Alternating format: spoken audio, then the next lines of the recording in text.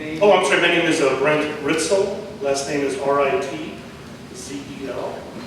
And I'd like to thank you very much for your time, and I really don't envy the job that you have, especially as a public administration master's student.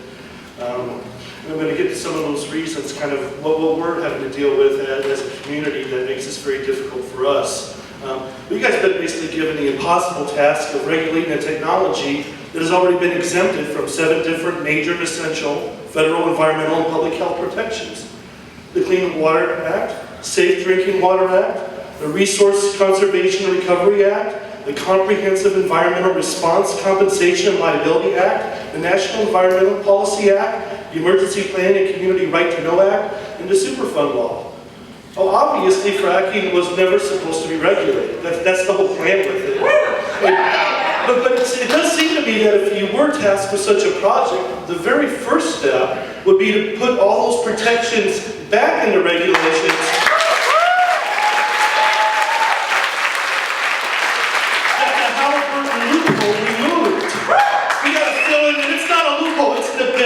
And we need that abyss filled in. A couple of weeks ago, I completed a research study entitled Fracking Industrialization and Induced Earthquakes, which took a comprehensive look at more than 50 years of studies regarding the known connection between disposal of wastewater and deep injection wells and induced earthquakes. Here's a copy of the paper for each of you. It's fully sourced.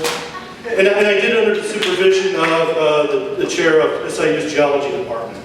And what really propelled me into researching and writing this piece was my attendance at the July 18th, 2013 fracking conference at Brent College, which was sponsored by the Illinois DCO, and I witnessed a presentation by Robert Bauer of the Illinois State Geological Survey. For the event, the presentation had the straightforward title of Hydraulic Fracturing, Horizontal Wells, and Unconventional Oil and Gas Resources. However, in its YouTube treatment, it was given the title, Are Environmentalists' Concerns Over Fracking Valid?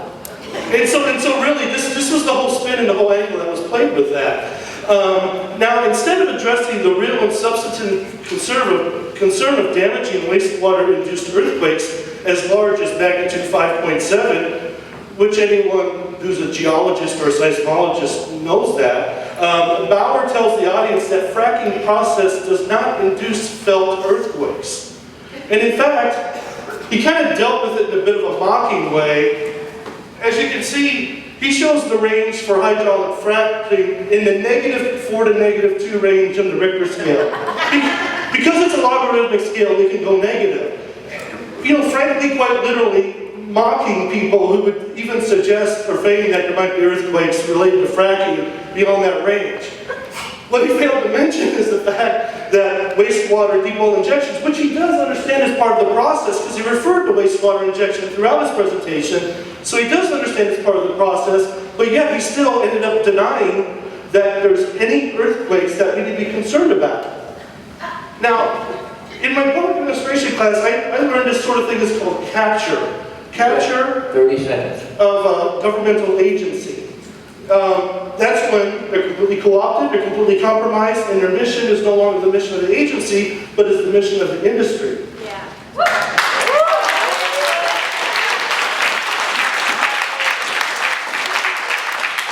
What are we supposed to do about that?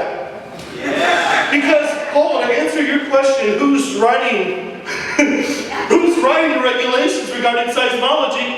It's Mr. Rob Bauer. Okay, from the Illinois Geological Survey, who, I don't know, there's bad doctors, there's bad lawyers, and I guess there's really bad geologists out there too.